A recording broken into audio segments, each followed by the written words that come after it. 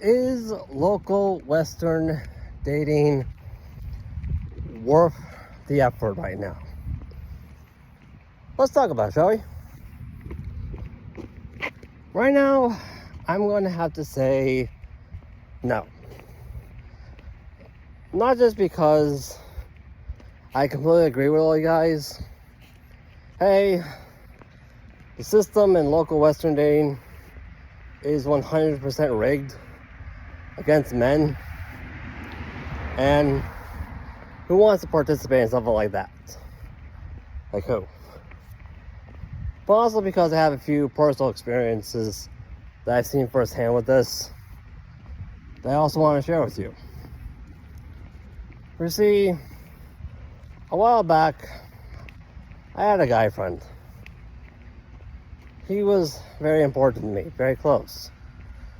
Yeah, true, we met at the same church I had my red pill moment at. But I still care about him. We would have a lot of conversations that were just, wow. He was as much as a brother to me as if he came from my own mother's birthing womb. He didn't, by the way.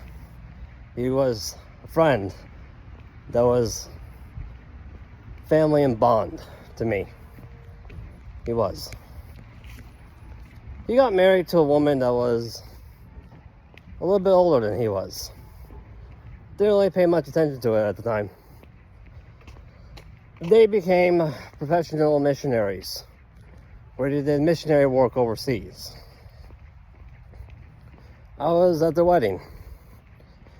And apparently, in order to be professional missionaries, to do missionary work overseas, the main qualification is that you have to be a legitimate married couple. You do. Anyways, things were pretty good between me, him, and his wife, and his family.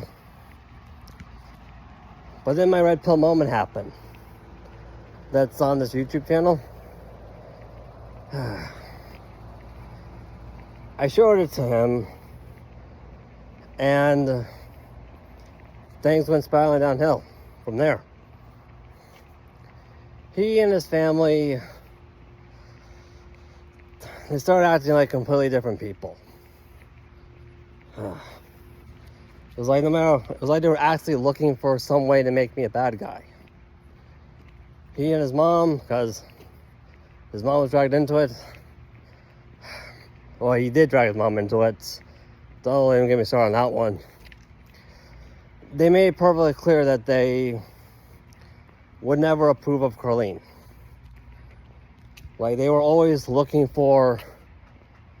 They always had a reason to villainize her, even though they never really spoke to her. I just talked about her to them. Anyways, yeah, it was getting pretty crazy. There were also a lot of he was also kind of bombarding me with a lot of allegations, to the point where I was actually questioning, wait a minute, are you guys still overseas? Because you keep saying you're overseas right now doing missionary work, and based on these baseless allegations you're making towards me, I'm starting to question that. Anyways, they told me that when I flew over to see Carlene in person for the first time, it would be a big wake-up call for me. It wasn't. Like, when I flew over to see Carlene, everything was consistent. Everything in person was constant and consistent to what I went through 6 months of long-distance dating her through FaceTime. Only it was in person this time, so there was a little bit of up to it, if you know what I mean. I was showered with a lot of food. They gave me a couple new clothes. It was a great time. And I also proposed to her too. I flew back home. I showed my former friend, who honestly I consider to be a brother. Not by blood, by bond. And instead of congratulating me on the engagement, he said he had a few questions about the Catholic thing and such. His mom did too. I basically said, well, that was a pretty weird thing to say to someone who got engaged. It really is. It's about out of control. They even started quoting a line from Adolf Hitler, where essentially they told me that, like, hey, people from two separate countries cannot have a successful marriage. Even though it's common, but lots of things are common. That's literally what they told me. I told them that, I said, hey, that's kind of an appalling statement. I don't want anything to do with that. I really don't. It just got really crazy, even crazier.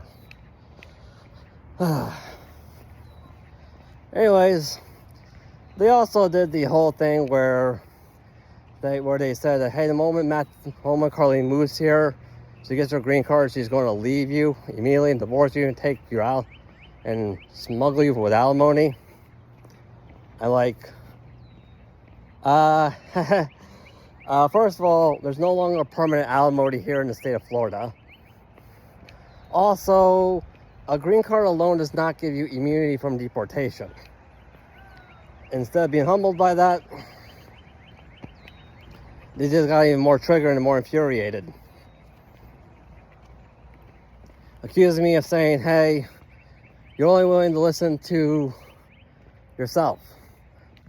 That's what they were accusing me of, even though they were literally doing precisely that. Finally, I just told them to stop. I blocked the number.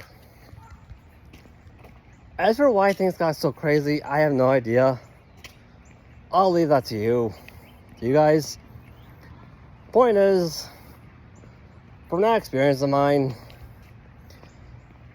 when it comes to Western women right now, as a direct result of the feminist movement, like I said before, if you get on a woman's bad side here in the West, not for all of them, mind you, but a majority of them, if you get on their bad side, if you do anything to upset them, they will resort to just about anything to try and make your life miserable. And if they can't get a hold of you, they'll get a hold of anyone anyone close to you that they can find. And they can't find someone to get close to you that they can attack, they'll resort to just random people. So yeah, that's the reason why I don't really think it's worth the effort anymore. It's not because I have anything against women at all. I don't. I'm just saying that from personal experience, or seeing all these horror stories, I can't ignore the evidence. I really can't. That's pretty much the reason why I became a passport bro and decided to date and marry from overseas instead. That's how I met Carlene. Not married yet. We're going the fiancé visa route, but I'm looking forward to having her in my life. I really am.